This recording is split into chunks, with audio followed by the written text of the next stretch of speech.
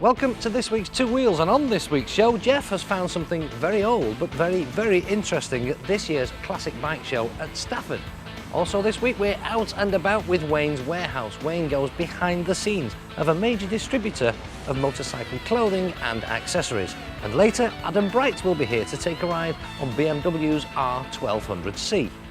But first I'd like you to take a look at this little lot. This is what I think fairly representative of the type of bikes that we see on the roads these days. These are all fairly common motorcycles, if you like. This is a Yamaha Phaser here at the end, FZS 600 Phaser there with a Thundercat engine down there. Sort of no-nonsense, sort of semi-custom, semi-retro sort of street bike type thing with a little half fare in there.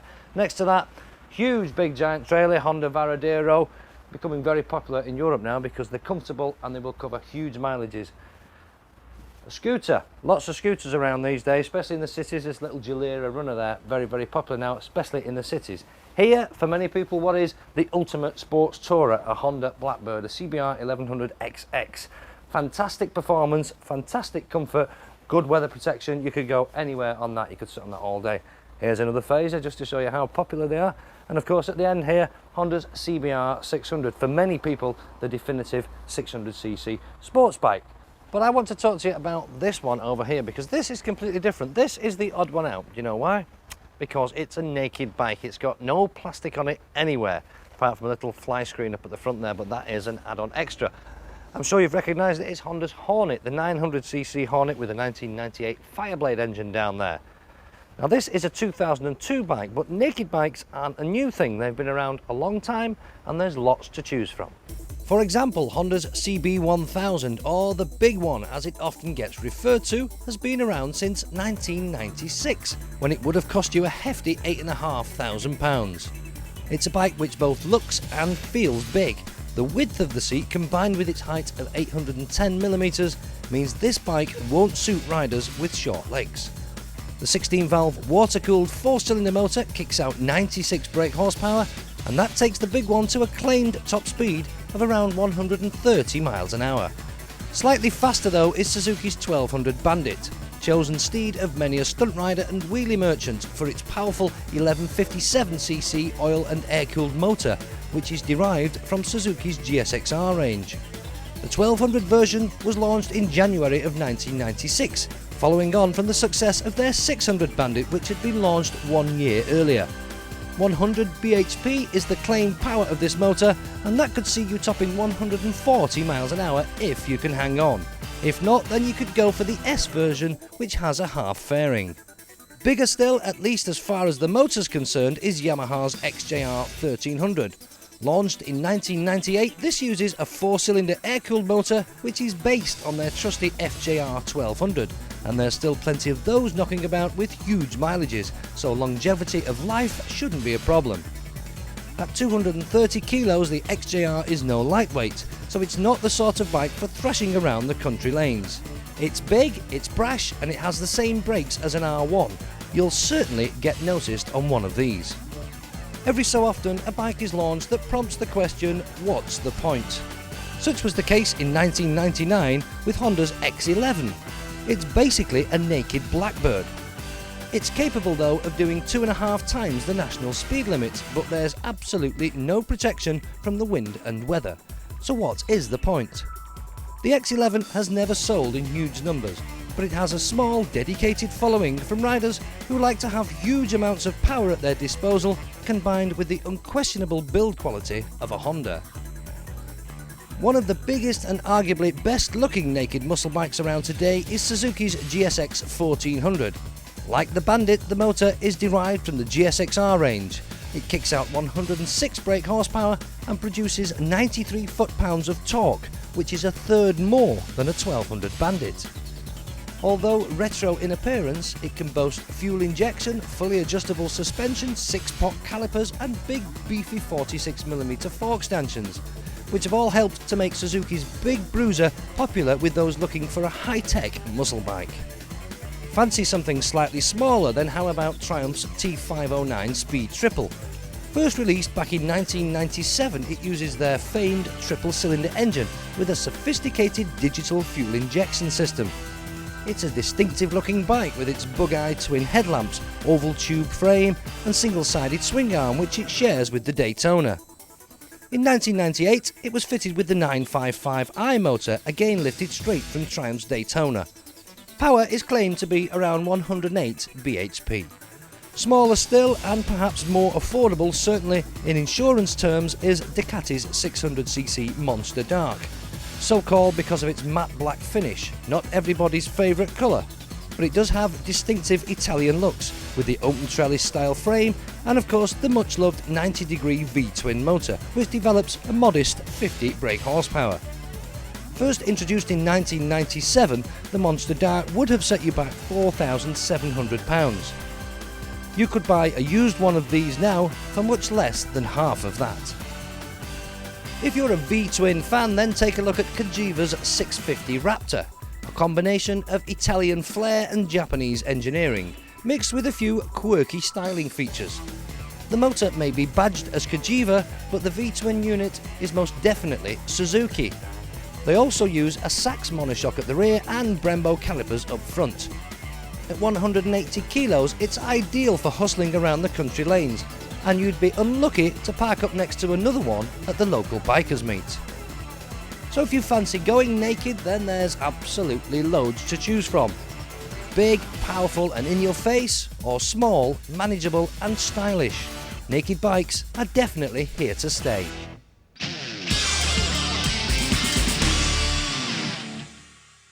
Now, linked brakes, some people like them, others loathe them, but most people probably think it's a fairly new innovation. Motor Guzzi's had them 10, 15 years ago, but there's something that had them before that. This is an Ascot pull-in going back to 1929. A British bike, Lord Ascot sponsored it. The guy who designed it was a British guy called Pullin. This one has been restored by the Sammy Miller Museum and it's absolutely beautiful. First off, those brakes, you can see here, they look a bit quaint. Drum brake, yes, but it is in fact hydraulic and it's linked front and rear and the wheels are interchangeable as well. To supplement it, the rear brake pedal that you see there, that puts both brakes on together. You can see a rubber hose here going down there. But if you want a front brake on its own, you simply pull on the lever. And you can see down there, it's actually operating the lever, so that's sort of an override. So you're not entirely dependent on link brakes, but that is a first.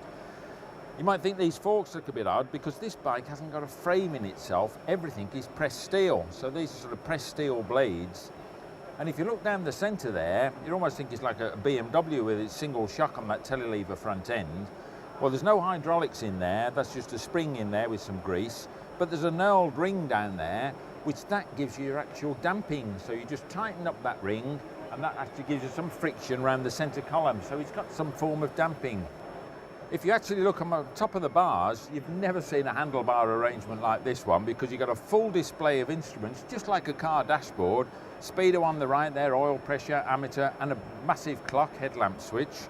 On this side here, you've got an air, a choke lever. On the other side, you've got an ignition lever because no auto advance in those days. You actually chose the ignition point yourself so you could advance and retard the ignition. As I was saying, it's got so much, it makes you wonder where to start or where to actually stop. All this frame, which is all pressed steel, there's the fuel tank there, hand gear change, 3-speed gear change, little toolbox on the top there. And while I'm up here, if the poor old cameraman can follow me, actually got on here a petrol gauge in a nice chrome bezel there. And down below there is an actual oil level gauge. But under here, if I take this cover off, which I've loosened earlier, and just spin this off for you, you can actually see the hydraulics in here. Take that off. There's no rear suspension on it, but what you got is a single seat with big springs on there. But under here you can actually see the master cylinder, which runs this way. The hydraulic master cylinder for the brakes runs across the frame. In here it's actually got a shock absorber on the drive sprocket. There's the old sprocket moving, but you've got a shock absorber there to take all the pulses out to the rear sprocket there, and there's the hose going to the rear brake. But absolutely bags of innovation, and I haven't finished yet, even though you might wish I had, because under here, the centre stand, and perhaps modern manufacturers could learn from this. See, it's got a little plunger there that moves in and out. Well, what you do is lean the bike one way, and pull that out, and the stand actually drops down by a couple of inches. Then once you've got that down that side, pull out the other side, and that stand comes down a couple of inches. So by rocking the bike sideways, you've actually lifted it by a couple of inches. You can get the back wheel out dead easy then, and if you want the front wheel out, you simply go to the front, slacken off the stay there, slacken it off there, and this part here with these two little loops, that touches on the ground so you can get the front wheel out.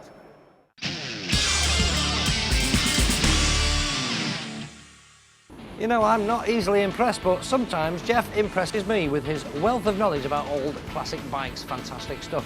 Well, that's all for part one of this week's Two Wheels, but join us after the break when we'll be out and about with Wayne's Warehouse. He goes behind the scenes of one of the UK's largest distributors of motorcycle clothing and accessories. And Adam Bright will be here to take a ride on a BMW.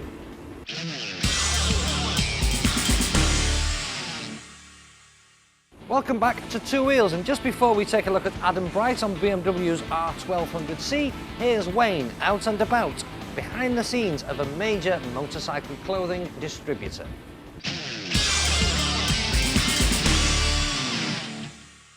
Have you ever thought to yourself, how on earth does a product go from one place where it's manufactured and all the way to the shelf in the shop? It's got some travelling to do. Well, it's not done very simply, you know. It goes through a distribution base and an importer. So we thought we'd have a look round how one of those importers and distribution bases works. Now, this particular company happened to be the importers and distributors for them, RI Helmets, and what a fantastic registration to have related to the product. Anyway, let's go and have a look round inside, and we may be able to go to places we're really not supposed to go. Thank you. See, when you come to these places, it's all very official. You do have to wear your visitor's pass. It would spoil the look of my shirt, wouldn't it?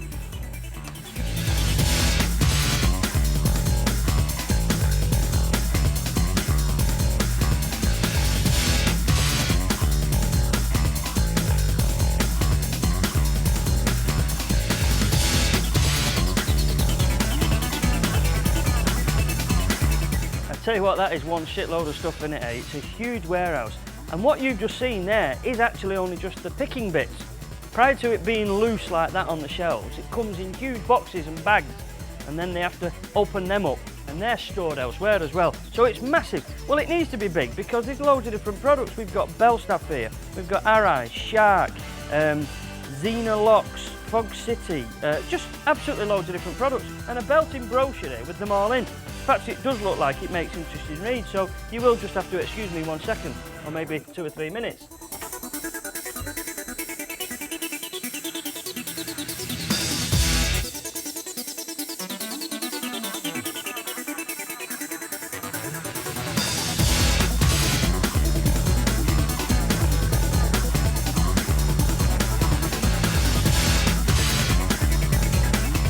Now, all those boots, helmets, gloves and everything else then has to be sent out to the dealers. So what they'll do is they'll stick them in boxes such as this, label them up, and they'll be collected by a huge 40-foot container, and at least one of those a day will go out of this distribution base. So it's a serious amount of stuff.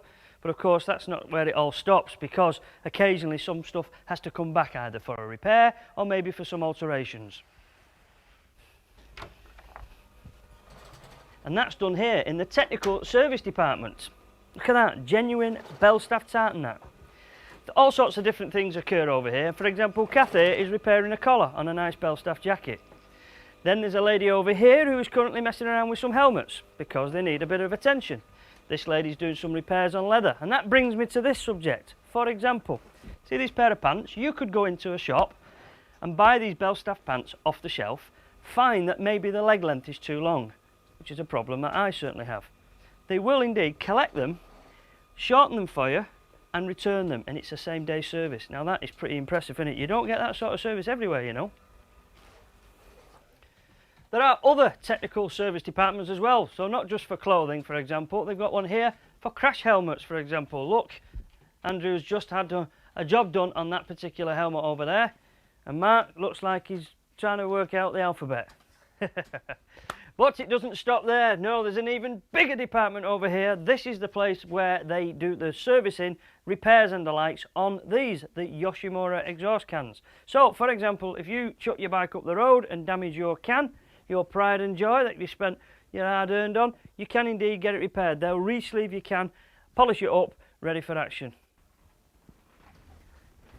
Now, it's not only distribution of products that this particular company do, Phoenix.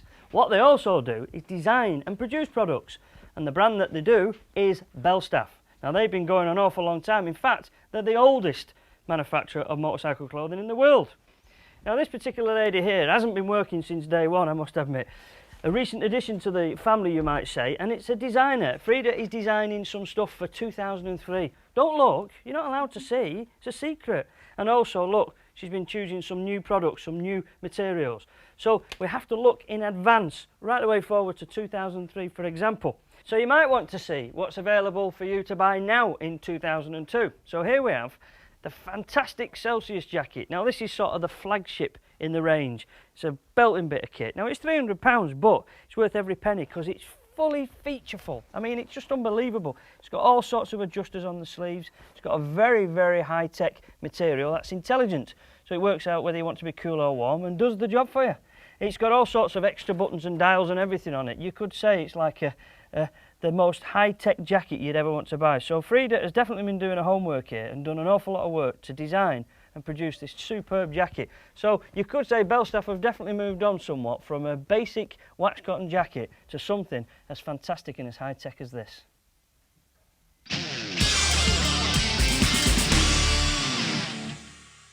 The Ducati Monster, the bike that started all the factory Street Fighter look. Just look at it here, it's all naked and it's all aggressive. It's got the trademark lattice frame there. Ducati have had this for absolutely yonks. Down there, big V-twin engine. That's something else which is a trademark Ducati. This one's the air-cooled one. Used to be a 600, it's now a 620, and they've given it fuel injection. But you get all the trick bits. You've got the Brembo calipers, twin discs, cast alloy wheels, upside down forks, little fairing up there. It is typically Ducati, typically Monster. You also get in the middle here a 750 that we haven't got, funnily enough. But then you get this one, the S4. This is the one with the 916 engine. You can see physically it looks a different engine. That's the air-cooled, this is liquid-cooled, double overhead cam, full Desmo motor. But other than that, the cycle parts are very, very similar. This one, by the way, will cost you just £5,000. This one will cost you 7,700. But if you really want something special in the way of monsters, just get a load of this one. Yes, this is a monster, but not as we know it. Says on the back there, this is for the Monster Challenge. What's that? It's a race series, and it's going to be run as every single round of British Superbikes. That's 10 rounds. Buy one of these for £15,000, and you get your entry in there for free. But not only that, the whole bike is maintained and looked after for the whole year. So what do you actually get for your money? Well, it's the S4 Monster, really, so that's a 916 engine. It's basically mechanically the same, but it's re-chipped, and you've got a slipper clutch on this.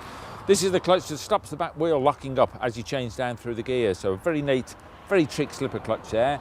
You've got big Brembo calipers up the front. You've got your March and Easy wheels. You've got Termigoni pipes at the back, and it all looks very racy. You've even got a little bump stop at the back there. But this is a bike I reckon to watch this year. Now, if you fancy getting a road model, which looks just the same as this, but without the slipper clutch, that's going to cost you just over £9,000.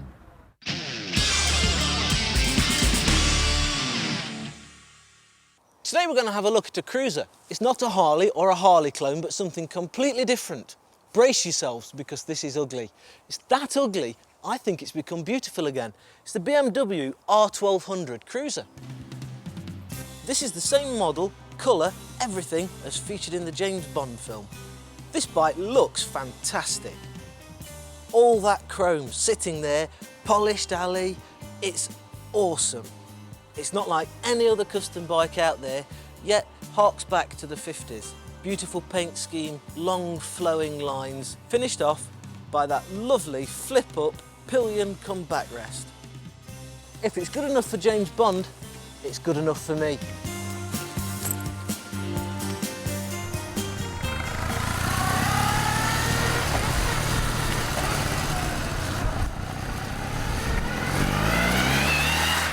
The ride, very surprising. If you've ever ridden a custom, you'll know that they're usually boingy, soft with awful brakes.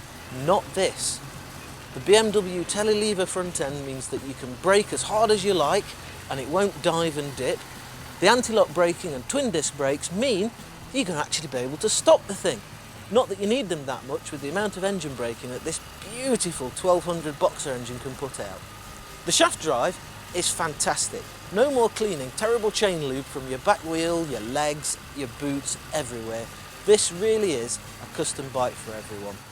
The handling is superb. Nothing in the custom range will match this.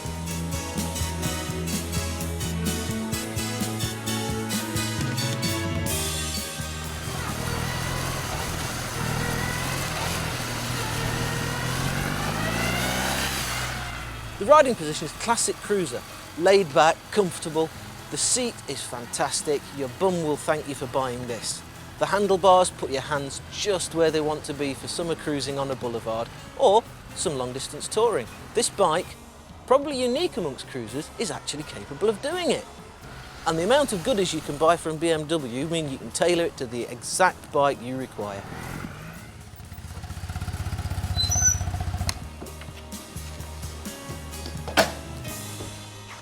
So that's BMW's R1200. It's a fantastic cruiser, but not a bike if you're an introvert. If you like being looked at, check this bike out.